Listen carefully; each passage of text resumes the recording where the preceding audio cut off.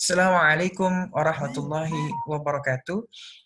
Dalam sebuah hadis Rasulullah Sallallahu Alaihi Wasallam yang dinukil oleh Imam An-Nawawi dalam kitabnya Riyadhus Shalihin, ada satu hal yang menarik yang dapat kita tarik dari hadis tersebut.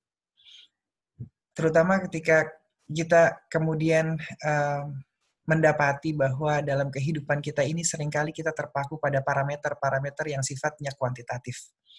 Kita mengerjakan ibadah A, kita mengerjakan ibadah B, kemudian ditanya seberapa banyakkah kita.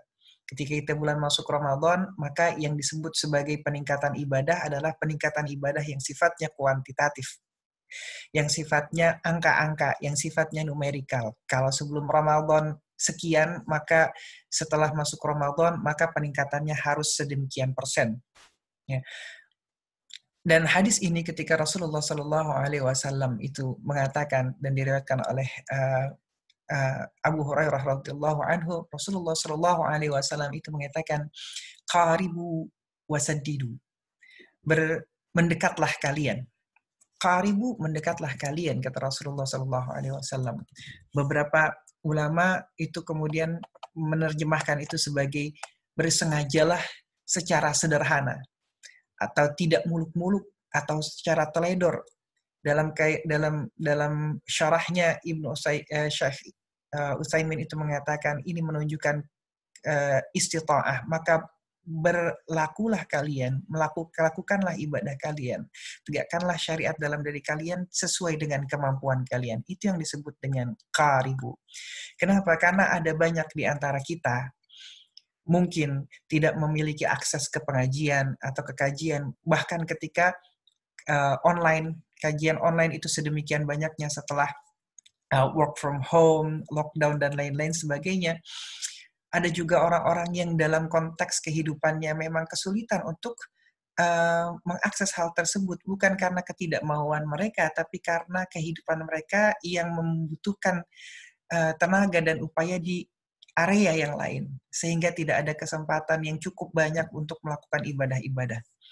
Maka ketika mendengar hadis ini, saya turut bergembira. Kenapa? Ketika Rasulullah Shallallahu Alaihi Wasallam mengatakan qaribu wasaddidu, mendekatlah kalian dan bertindak luruslah kalian, bersikap tepatlah kalian. Ini di sini ada makna bahwa ibadah yang kita lakukan itu tidak sekedar dihitung secara kuantitatif, tidak dihitung secara numerikal, tidak dihitung secara seberapa banyaknya kita melakukannya. Mengapa? Karena kata Rasulullah Shallallahu Alaihi Wasallam, beliau mengatakan, wa'lamu annahu la yanjawa ahadun minkum bi'amalihi. Kata Rasulullah, ketahuilah oleh kalian bahwa tidak ada salah satu orang pun di antara kalian yang selamat dari api neraka karena amal-amal mereka sendiri. Kalau kita datang, ada banyak hadis yang mengatakan bahwa ada kita orang datang di padang mahsyar, kemudian menghadap kepada Allah Subhanahu wa taala, kemudian bangga dengan amal-amalnya, tapi kemudian amal-amalnya itu pun terhapus. Saya sudah melakukan A, saya sudah melakukan B, saya sudah melakukan C, saya sudah melakukan semuanya untukmu. Banyak, secara kuantitatif itu banyak, tapi secara kualitatif, barangkali ada banyak kekosongan, ada banyak ruang-ruang hampa yang kita lakukan dalam ibadah-ibadah kita. Kenapa bisa seperti itu? Karena kita seringkali terpaku pada yang tadi saya sebut sebagai parameter-parameter kuantitatif. A ditambah B, mengaji. Semakin banyak kita ngaji di bulan Ramadan, tapi seberapa dalam kualitas yang kita dapatkan dari kajian itu. Semakin banyak kita menghadiri pengajian, tapi seberapa dalam pengajian itu kemudian membuat kita semakin dalam memahami agama ini, semakin arif menyikapi perbedaan ini, semakin dalam kita mencintai Allah dan Rasulullah Sallallahu Alaihi Wasallam. Seberapa luas lagi rasa kasih sayang kita kepada sesama manusia. Semakin banyak sholat kita di malam hari, tapi seberapa dalam niat dan intensi kita untuk mendekat kepada Allah Subhanahu wa Ta'ala. Semakin banyak hari-hari kita berpuasa, tapi seberapa besar, seberapa baik, dan seberapa kuat jejas dan buktinya itu dalam kehidupan sehari-hari kita.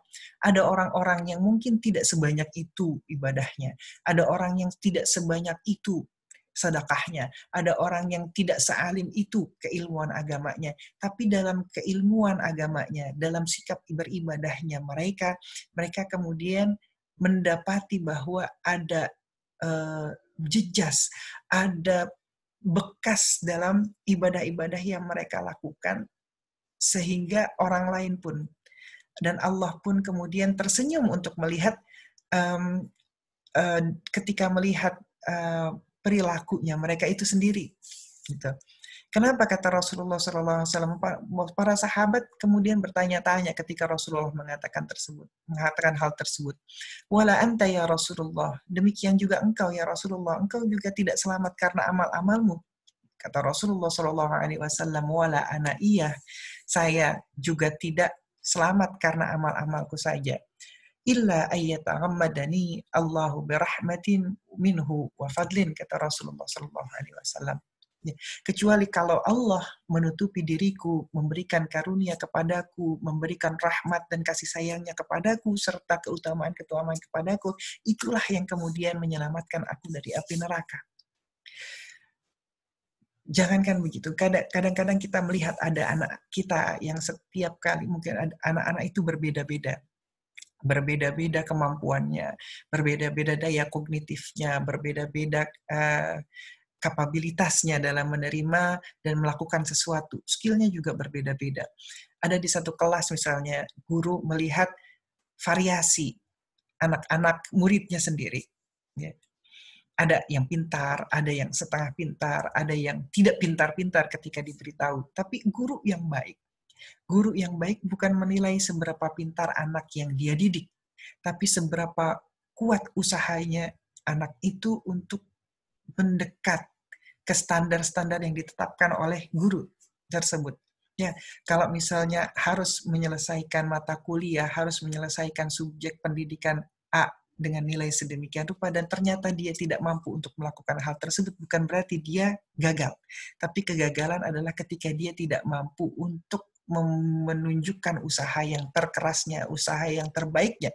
Dan ketika Rasulullah SAW mengatakan waqaribu, sesungguhnya itu juga menjadi pelajaran bagi kita para pendidik, bahwa yang dinilai itu bukan hasilnya, tapi yang dinilai adalah upayanya. Ada anak kita yang sudah dikasih tahu A, B, dan C, masih saja tidak mampu melakukan hal tersebut dengan baik sesuai dengan standar kita. Tapi ketika kita melihat dia berupaya untuk melakukan hal tersebut, maka akan timbul rasa kasih sayang kita, akan timbul keridhaan kita, akan timbul kerelaan kita. Dan begitulah pula Allah Subhanahu wa Ta'ala. Allah melihat ada orang-orang yang susah sekali bangun, dia tidak mampu untuk melakukan sholat sepanjang malam, misalnya 11 rakaat, tapi kemudian dia berusaha untuk bangun di malam hari. Sholat cuma 2 rakaat, sholat 1 rakaat, sholat 2 rakaat, atau sholatkan 1 rakaat sholat witir saja. Allah lihat itu sebagai satu upaya qaribu wasadidu. Maka disitulah ada limpahan rahmat dan kasih sayang Allah. Disitulah ada limpahan rahmat dan kasih sayang dari Allah Subhanahu wa Ta'ala. Disitulah yang kemudian membuat link, ada keterikatan antara Allah dengan hambanya. Ada orang pula yang setiap hari salat sedemikian banyaknya, tapi dia tunjukkan kepada orang lain. Ada niat yang buruk, ada niat yang salah dalam perkara ibadah yang dia lakukan sendiri. Ada orang yang mengaji, bahkan dia berceramah kemana-mana, tapi lidahnya tidak ditahan untuk membicarakan orang lain, memburuk-burukan orang lain. Maka kalimat ini yang Rasulullah SAW sampaikan, qaribu wasadidu, itu seolah-olah mengatakan bahwa, hei kalian, ketika kalian beribadah, coba jangan hanya melihat seberapa banyak yang kalian lakukan. Jangan pula merasa puas dengan ibadah-ibadah yang kalian lakukan, sebanyak-banyak pun ibadah yang kalian lakukan itu.